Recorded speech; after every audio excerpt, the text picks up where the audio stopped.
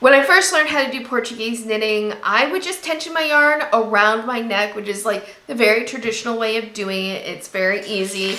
You just take the ball of yarn from left to right, put the yarn around your neck, straighten out your hair, kind of nice, and then you're ready to go. The big advantage of this method is it requires no extra tools. You never have to worry about losing a tool because hopefully you always have your neck around. Hello Fiber fam, welcome back to my channel. If you are new here, I am Carrie Craft Geek, and this is where I talk about making pretty things with pretty string, normally with 2 sticks. If you've been on my channel for any amount of time, something you know about me is that my preferred way to knit is a variation of English style knitting called lever knitting. And if you were to tell me, Carrie, for the rest of your life, you cannot knit your preferred method, you need to use your second favorite way to knit. Well, I could do it. I have a second favorite way to knit. No, it's not continental. No shade to continental knitting. No, my second favorite way to knit is Portuguese knitting. And that is when you actually tension your yarn, well, traditionally around your neck or up on your shoulder with some kind of device attaching the yarn up here. The really interesting, cool thing about Portuguese style knitting is the purl stitch is actually the easier stitch to perform, right? I mean, how and why and how? Well, I'm going to explain all that in this video. So hit subscribe, hit the notification bell, give this video a thumbs up, and learn how to knit faster with Portuguese knitting.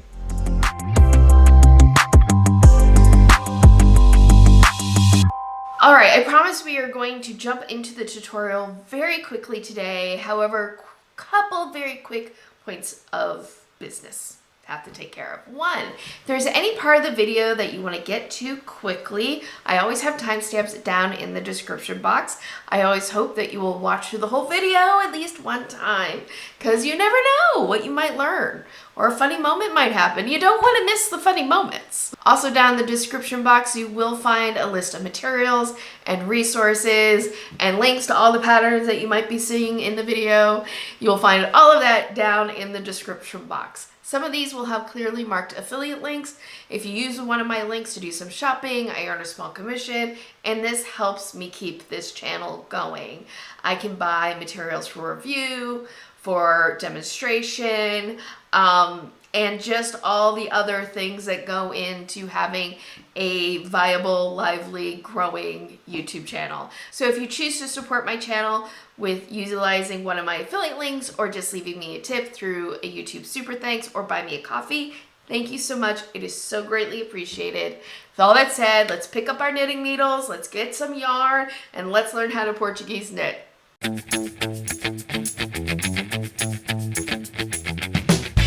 How do we actually go about tensioning the yarn in Portuguese knitting? The first thing we have to do is we need to get it attached to us. If you are going to use your neck to tension the yarn, start with the ball, the working ball of yarn on your left side, okay? Bring it up and around your neck, and then just sort of tighten it down, and you'll want your needle, your loaded needle to your left, and then your working ball of yarn is going to be to your right. The big advantage of this method is it requires no extra tools. You never have to worry about losing a tool because hopefully you always have your neck around. However, this is not what I tend to do because frankly, I find there's a little bit of discomfort with tensioning yarn around my actual neck. I just find it creates a little bit of strain for me. And yeah, I don't love that. I know some people don't like the idea of tensioning yarn around their neck because they worry about, you know, just getting their yarn grubby, maybe grimy. So there's like a few reasons why this method may not appeal to you for Portuguese knitting. But no worry, there are other options, no body parts involved. The other thing that you can do is utilize some kind of tool to basically attach the yarn up on your shoulder to hold it. You can get a traditional knitting pin, which looks like this.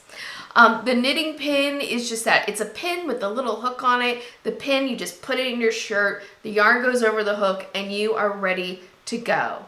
I myself do not own a knitting pin, however, and that is because I don't like putting holes in my clothes. Traditional knitting pins, however, are not your only option. There are also pins that attach with a magnet, there are knitting necklaces, and you can find knitting pins that you clip onto your clothes. However, you don't need to buy any of these. There are some things I just have around my house that work perfectly good as a knitting pin. I got an assortment of those things. Funny moment. An assortment of those things right here. So first is just a paper clip. I've talked about this before, and in fact I even tried it out in a video. But yeah, you can use a paper clip and you just take the yarn, put the yarn through the paper clip, and then put the paper clip up on your shirt, and you've got a makeshift knitting pin. If you have a binder clip around, binder clips work great as a knitting pin. In fact, I've done this for years. There's actually two options on how you can use this as a knitting pin. You can just open it up, put it around the yarn, and then clip it to your shirt. Or you can take off one of the little handles here, put that through, and then attach it. If I can get it back on, that's always the tricky bit. There we go. Put it back on, and now your yarn is through here, and it's just always on your yarn while you're knitting, and you can put it up and clip it to you. All right. If you're a big sewist or hobbyist, you might have a lot of magic clips around, and these have actually become my favorite way to tension my yarn when I'm doing Portuguese knitting. Because again, it's really simple. You just open up the clip, put the yarn in, and attach it to your clothes. Another nice thing about utilizing a clip, when I'm done working, I clip it to my work, and then I never lose my knitting pin. But all of these are great options. They're easy to find. Binder clips, paper clips, almost all of us, I think, have them in our house. And if you don't, you can get these really inexpensively at a dollar store, and you don't have to tension the yarn around your neck.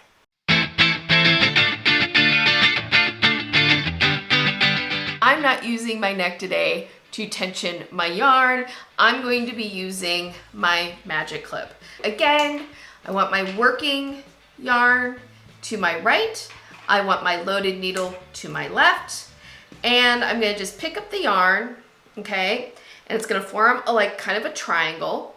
And the point of that triangle is gonna come up here around my neck. Now, if you have a knitting pin, you can pin it kind of anywhere up around your shoulder. Since I'm using a clip, I'm gonna have it right at the collar of my shirt. So I just put the clip around my working yarn, and then I clip it up on my shoulder, and then I just make sure my yarn can run through smoothly, which this can. And so now I have my yarn, and you'll notice I have a triangle going. But we're not done tensioning the yarn. If I were to let go of this right leg like that, I would not still have enough tension to actually wrap the yarn around my work. I need to make sure that this right yarn stays under tension in order for Portuguese knitting to work. You'll understand more when we get to how to actually do the stitches. All right, so what I'm gonna do is I'm gonna take the right side of my yarn triangle, and I'm going to tension this leg through the fingers of my right hand. So the way I'm going to do this is I'm going to take my right hand and I'm going to grab the right side of my yarn triangle with my pinky. Then I'm going to twist my pinky around the yarn, and now the yarn is wrapped around my pinky. I then bring my forefinger underneath the working yarn, and now I have this right side of the yarn tension so that I can pluck my left side of the triangle, and the tension remains the same the entire time. And it's kind of like a loose guitar string. But let me show you again how I tension the yarn. I bring my hand over the working yarn to the left side, hook my pinky around the working yarn, turn my hand over. So I have the yarn wrapped around my pinky finger, and my forefinger is underneath the working yarn. All right, so we've learned how to tension our yarn. We are ready to start making our first stitches the Portuguese way.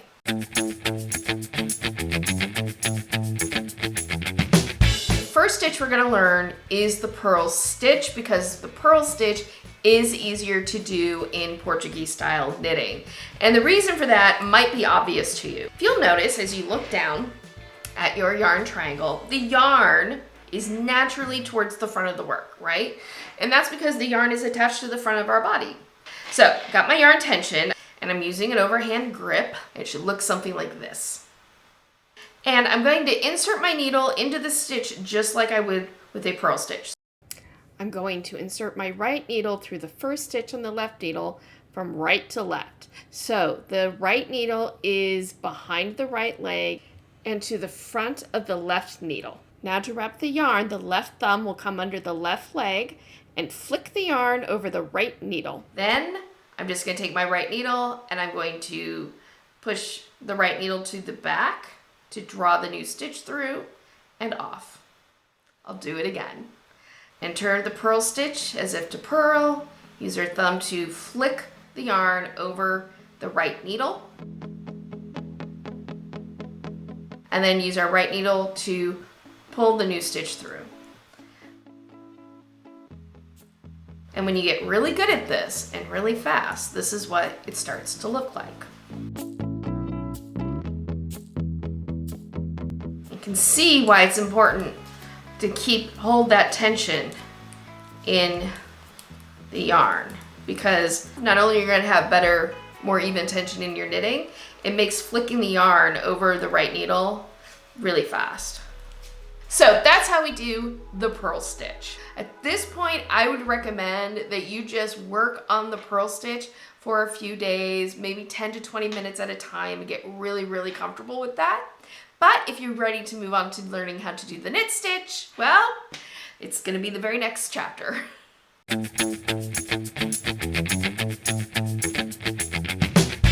So in Portuguese style knitting, the knit stitch is the trickier knit to learn how to do. And that has to do with the fact that, again, the yarn is naturally to the front of the work. It's hard to get the yarn to the back of the work and have it stay there. It's going to pull to the front every time. So what are we gonna do to do the knit stitch? Well, if you are a continental style knitter, you might be familiar with the Norwegian purl. What we're gonna do is not dissimilar from that, but let's take a look at it. We're gonna take our right needle and we're gonna bring it underneath the left leg of our yarn triangle. All right, so it looks like this. So now the yarn is to the back of our right needle. Now we're gonna take our right needle and we're gonna enter the stitch just like we would for a knit stitch. So I'm gonna bring my tip of my needle to the left side of the stitch and I'm gonna enter the stitch from left to right like this. And you can see, this looks just like I would to knit, but there's one thing extra I'm gonna do now. With my right needle still in this stitch, I'm going to bring my right needle back to the front. Now it looks like this. The right needle is in front of the left needle, but it's still through that stitch. I'm then gonna flick the yarn around my right needle, just like I did with the purl stitch. I'm then going to move the right needle a little bit behind the left needle, and then I'm gonna push it forward to bring it through the stitch while grabbing the working yarn. And I've done a knit stitch. And if my next stitch is a knit stitch, my right needle can stay underneath the left leg of the yarn triangle. And don't worry, I'm going to show you this again. So into the stitch as if to knit, bring the right needle to the front, flick, push the right needle down and through, picking up the yarn to create the new stitch. So this is kind of the slow way to do it when you're first learning how to knit. When you get really comfortable with this motion, you'll start just entering the stitch without a lot of extra motion, because you're just gonna know where that needle's gonna go. Like what I actually do when I do this is I bring my right tip, I bring it into the stitch, and I don't even bring it all the way behind the left needle. Instead, I just bring it in and then I just slide it up. That's where you get to after some practice. But until you've had a lot of practice, I would say like take the slow way, where you're taking the right needle, put it in as if to knit, bring the right needle back towards the front, flick, and knit. Now, if after looking at the knit stitch, your head is swimming a little bit, that's normal. It takes a second to wrap your head around it. And I just want to say, give yourself time with that. In fact, with all the stitches, whenever you're learning a new way to knit, it feels awkward, incredibly awkward at first, because your body is learning new ways of moving. But with patience, practice, and persistence, I know that you can, in fact, learn how to do this. And the reason I say that is because I've done it. Every time I've learned a new way to knit, it has felt incredibly awkward at first. I don't think I'm an especially talented knitter. I think that I'm just a knitter who's like doesn't give up on these new ways of doing things. Now, if you do all this and you're like, but it's not worth it to me, to be patient and practice and persist in this, totally understandable. Like, your knitting craft is your knitting craft and you get to do it the way that you want to do it. But if you want to learn how to Portuguese knit, just know it is very attainable. And if you are coming to this for the first time, I hope that you are finding this video helpful. If you have any questions along the way, please ask. Please let me.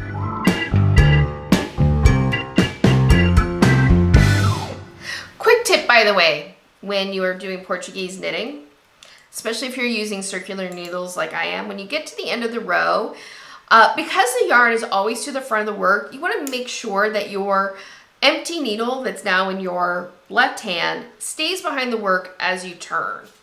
All right, that's going to keep the yarn from getting tangled up in your circular needle. So again, the yarn is to the front, so always just when you're turning the work, keep the empty needle towards the back, and you won't get your empty needle tangled up with your yarn when you turn the work.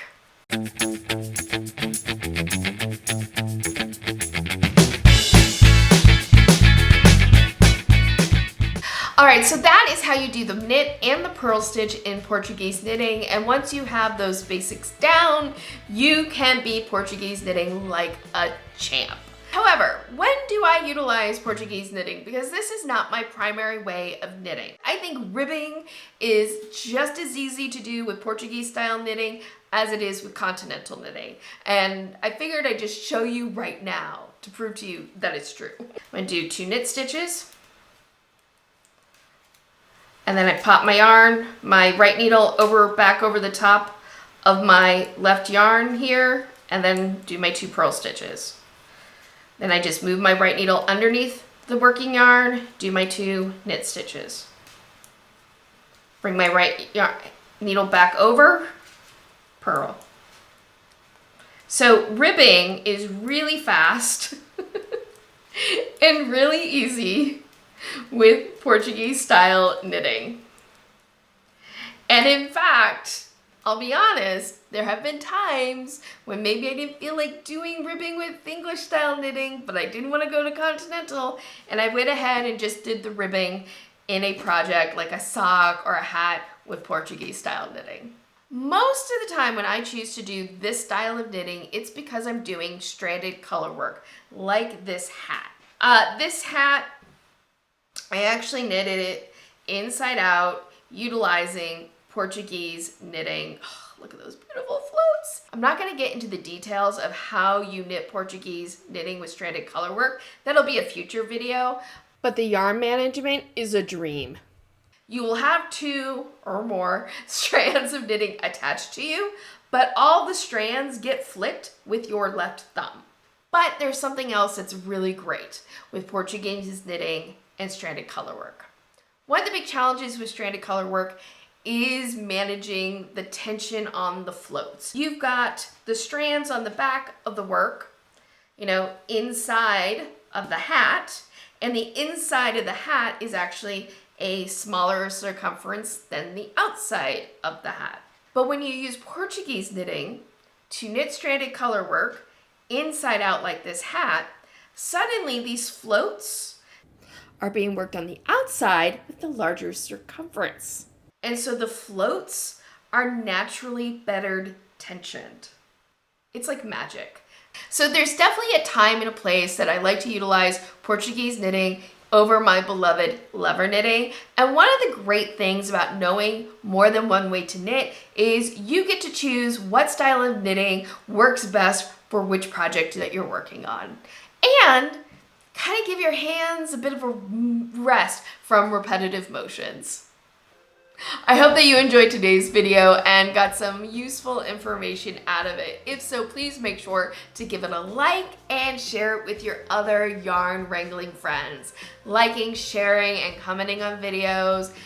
It doesn't just help with the YouTube algorithm and letting YouTube know that this is a video that other people should check out, especially if they're interested in Portuguese knitting. It also just adds fuel to my fire to keep at this channel.